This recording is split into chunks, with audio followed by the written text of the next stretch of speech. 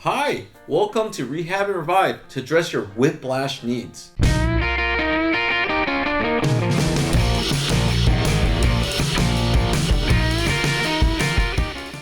Now, whiplash is often related to the neck and often related to either a concussion or a blow from a sport where you get a head blow or when you're driving.